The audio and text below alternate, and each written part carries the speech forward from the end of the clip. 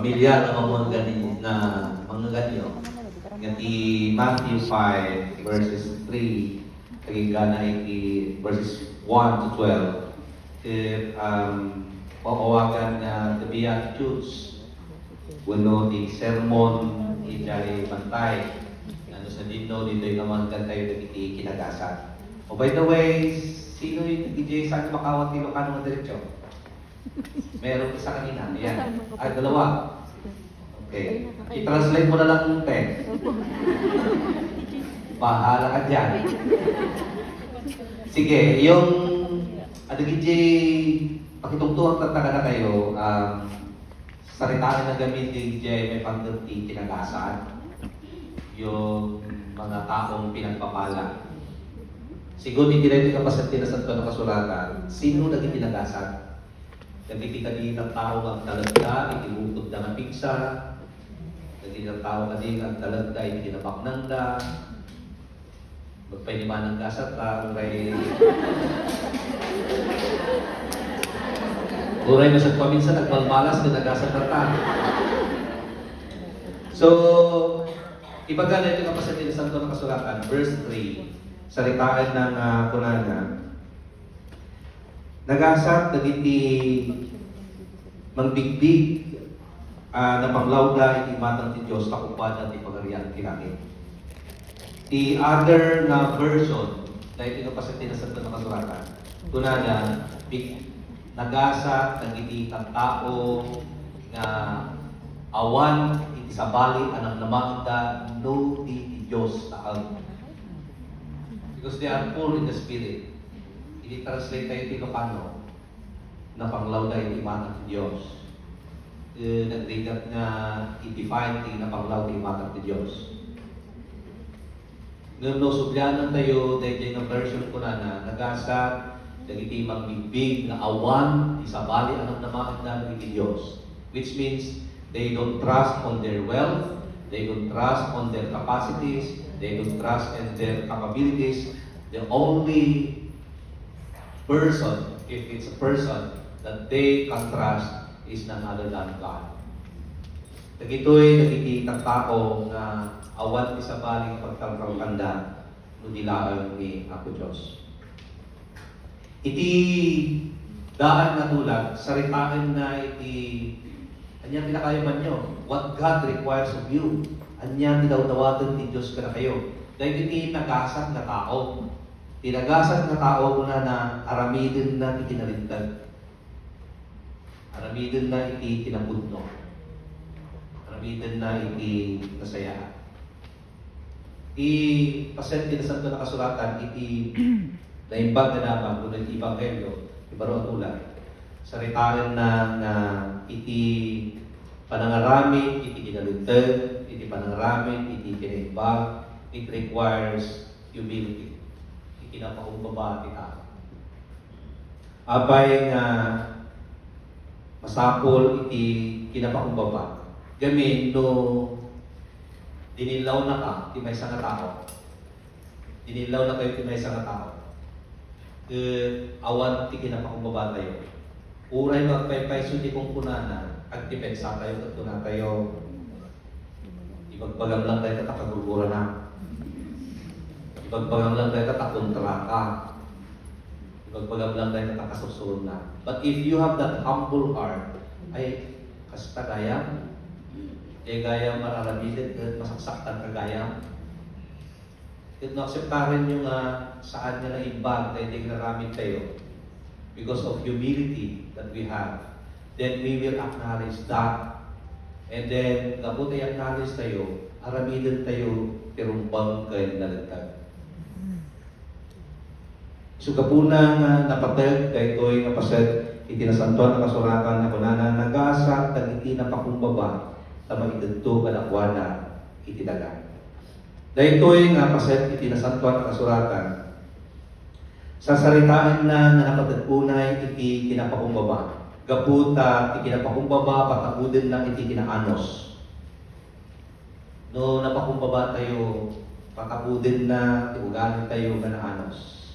Gagapot, anaanos tayo, makapagpanunod tayo itinasayaan. Makapagtrabaho tayo, nga nasimbol, tinakal na. Kahit maaramin tayo itibay sa mabanag with precision and stability.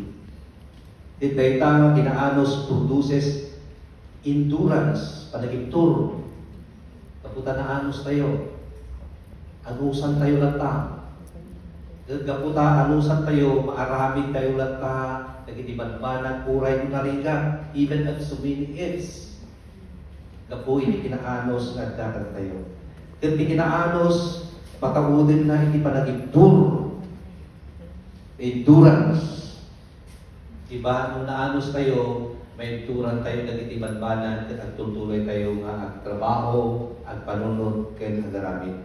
And this endurance produces hope or perseverance. Kinapingan tayo mo muna niya. Kapunta na endure ka, may enduran na ginaamin ang paspasama, ibiyag mo, anyaman na itang perspective yan, whether it is relational, may turang na mangmangag mo, nagiti banbanan nga, nagrawad ka.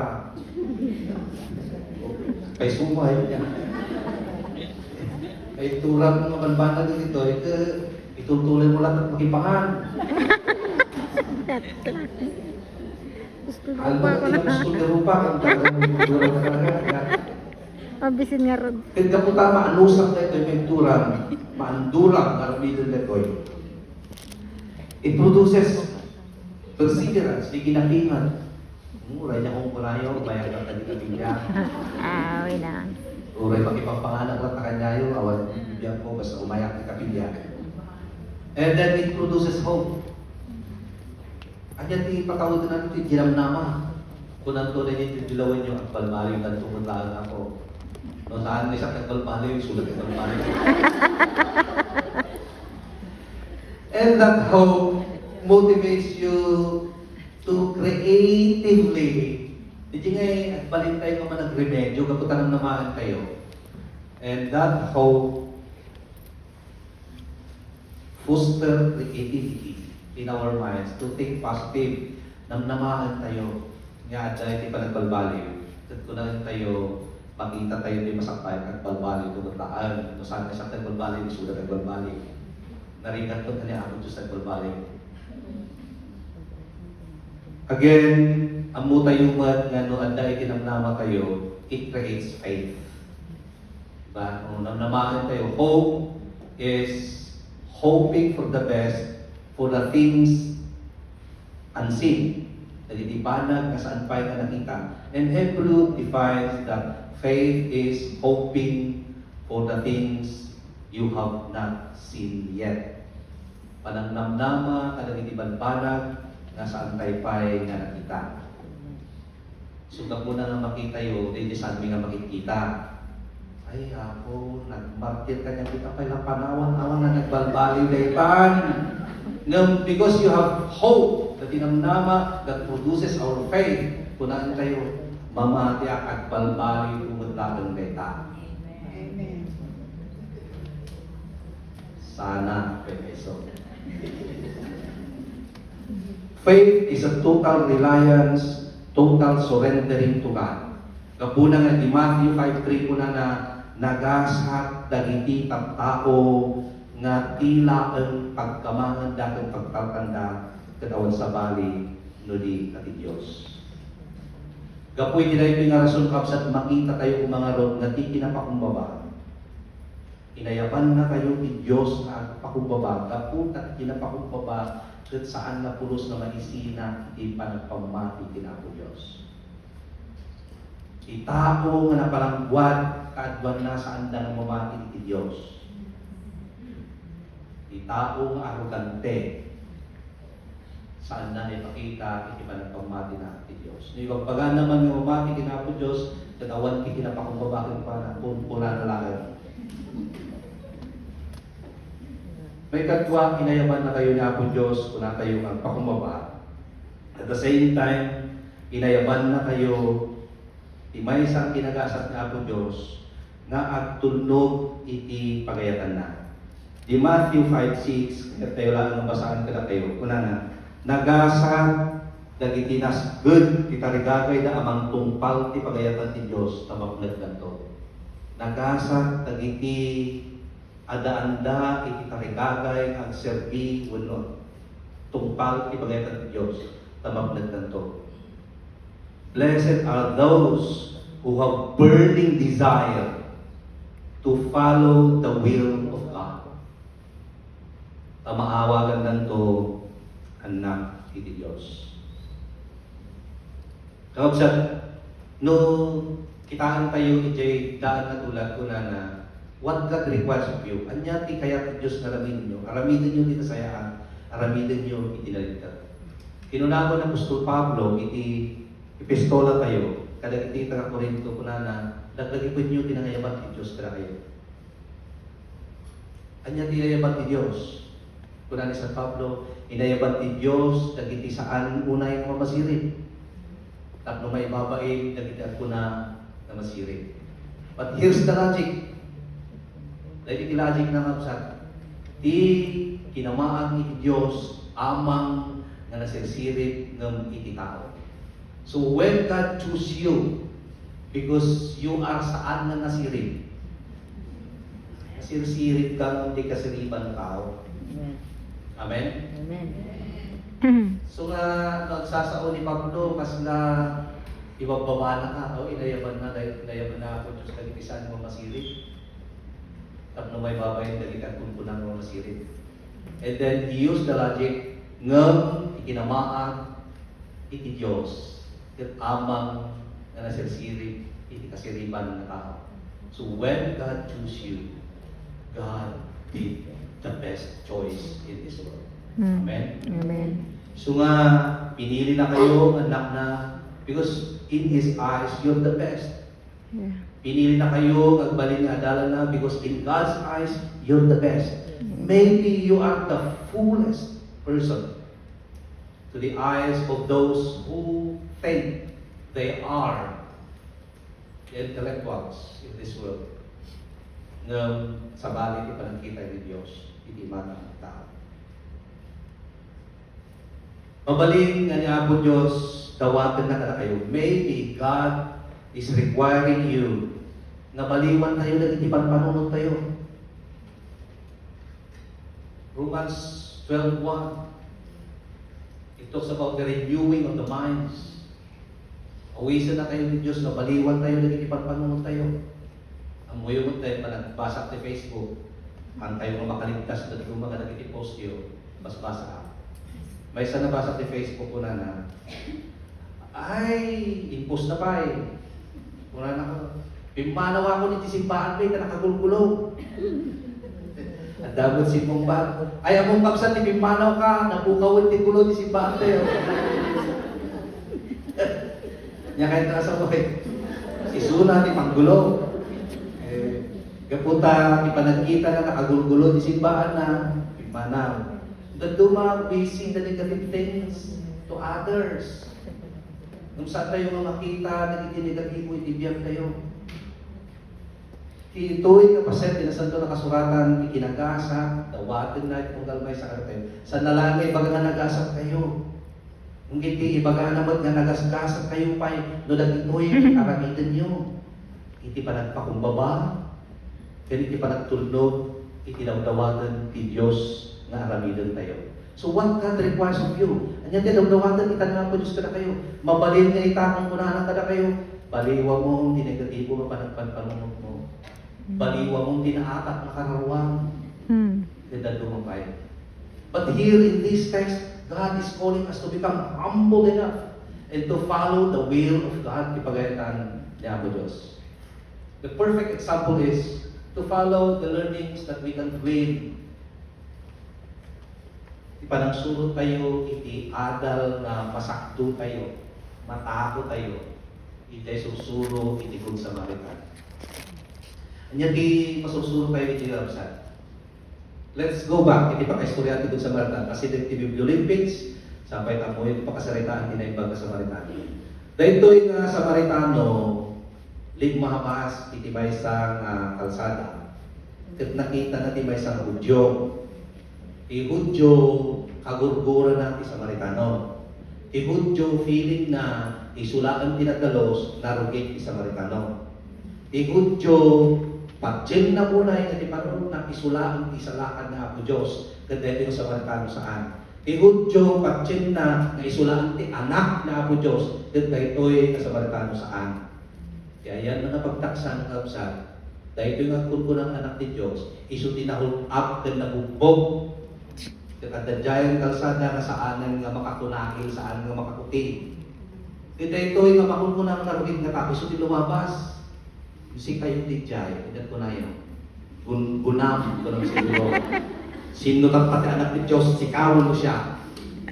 Sino ita tinarugitan nga sika, uno siya. Pagdating sa Markan, handa na naramit na ito eh.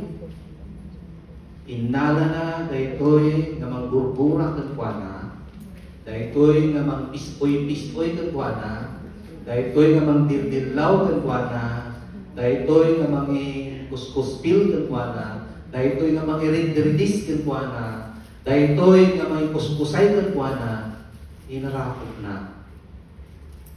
Dinalusan na, nagkisugat na. Kaya pinagbadan na. Here's the dramatic moment, the climax.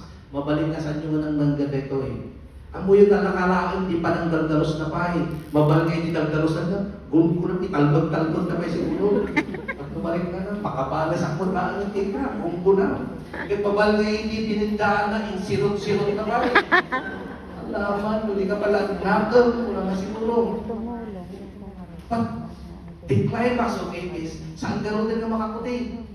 Kung kunana yung pasit na santa na kasulatan mo, basahin nyo, kung insakay na, itias mo na. Very simple. The word is very simple. Insakay na, itias mo na. Nung kitain nyo, saan mo makakuti, di ba isa na tao? Dati kastan mo isa kay gulaludam, saka ipaladaw, kasi ato na bigsa ka. Pag mabalik na sinakroy na, may tulad yung sakroy yun, di manggurgura ka na kayo.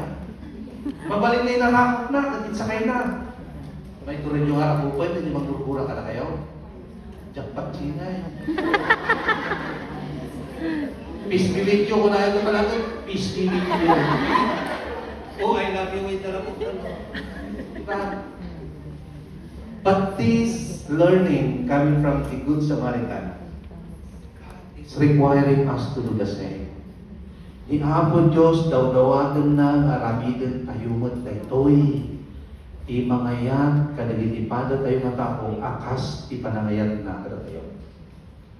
Amen?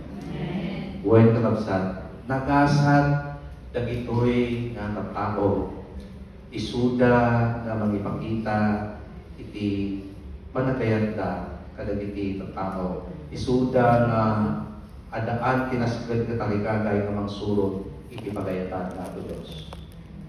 God is requiring us to love one another as God loves us. May katlong, isuday ito'y ikinakasat na pakaiyaban ka na tayo na ako Diyos at isuday jay kunana iti Matthew 5:9 tapos saan tayo mamayang uwan basahin ka na tayo kunana naman nagasat dagiti mamagkakapya tamanagan danto anak ti Diyos. Kitain nyo sa balik nga anak ni Diyos, dito na teksto, dagiti mamagkakapya. Da kayo nga durog, ang kayo nga balik anak ni Diyos. Dalawang dito nga pasantin na santo na kasulatan. Da kayo nga agudula, alakit disease, tumpakin, alakit disease, dalabusem, alakit disease, saan mo nga pag-utakan? Ti anak, ti Diyos, ti Apo, iti na tinapasit, tinasanbang kasuratan, isuda, dagiti, tao, na mga yasideg, kadagiti ang inadayo. Saan kadagiti ang tao, na mangsungrod, mangturog, iti panagsisinayo. Isuda, dagiti ang tao, na mangbiro, uray pa'y, iti panawin nga naringat nga ramidan, iti panagtudir na, dagiti sanda nga kaya kagdir na. Isuda na ito'y natatao, timang birong, kadagiti pamuspusan, tapno, dagiti leon, kad karnero, kakagkuyog da. Dagiti leopardo, kad asno, kad kakapanganan. Isuda, dagiti natatao, nga mang birong, nga uray, dagiti nagduduma, akulor, ng isip, nalabaga, tuyaw, uraw, kayo mangki, at titipon na. Remember, lagi pa nyo sa nga dagiti at kunkunang anak iti Diyos, isuda ko dagiti mga kakapya. Dagdagi po nyo, nga no na bendisyonan kayo, at kunayong anak na kayo ni Apo Diyos.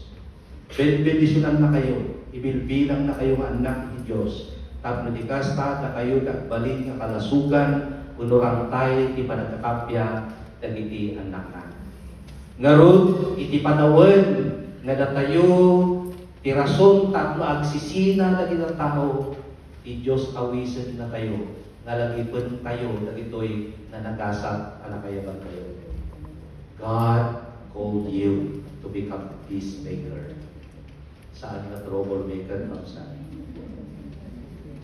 Gapuna ay Matthew 5:23-24, inbagati Diyos, kaya't kulaan kitaan kayo, kunana ngarod no magitatag ka iti daton mo iti altar ket malagip mo nga dagura ken kanikabsat mo ibatim iti daton mo iti sangkaanan ni sangwan sa iti altar umunapay kay ka makikapya iti kabsat mo sa kang subli ang magitatag iti daton mo i panagidaton ken saan na nga punasen ti panagid nung rataya. Ti panangisagot, kadagit isagot, ay papay tayo tinapos Diyos, saan nga umanay, takmo tapalan na ti mata ni Apo Diyos, kung saan na nga makita, dagiti, nagdudumaan kayo, kaya pagsisinan kayo. Ngabsat, ti ayat, saan nga makita, nga ti panaginarakong laan, di ba? Ti ayat mo di ba ng tao saan na may pakita na kanayon nga kakuyog-kuyog mo kanayon nga kadwa kayo i-post mo panagayat di pa ng tao saan na may pakita ang kanayon nga kadwa kayo ng Bible study din at kararag nagamin magbalin nga kuyog-kuyog lang di ka nga makipagpangat na naimas sa kanayon isila wala mabalik nga mag-iarakaw laan yan ka sa mga kasta, itong sa marunungan daw at ay bagang ikam. Wala mabalik nga makikakararan din ka kapunta mabahin. Na maamuang nga di na mo tagkararan. In this text, ipagpagana nga nupudlo ngayon tayo para tayo mga tao is learn to reconciliate with them. To make peace with them. Kat saan tayo nga maramitan hindi pa nagkakambya, nuli tayo ang munti mamakawan. Ipudno nga panangipakita, hindi pa nangayat, hindi pa tayo ng tao, kat dinaramit sa Amerikano is forgiveness. Nupudno nga itong tipadang na tao, sursuwag mapakawan ng uray na riga. Gabu, tatiayat, aramidin na itinasayaan. Amuyo mo ti 1 Corinthians 13, di ba? Kaya saan na naimon?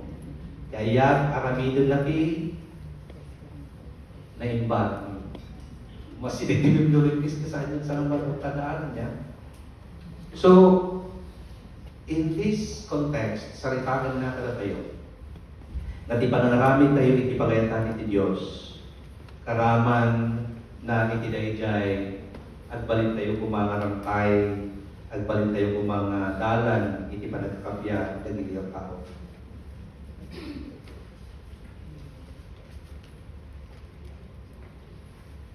Kamo dyan na mausad. At nagbalik tayo nga anak iti Diyos.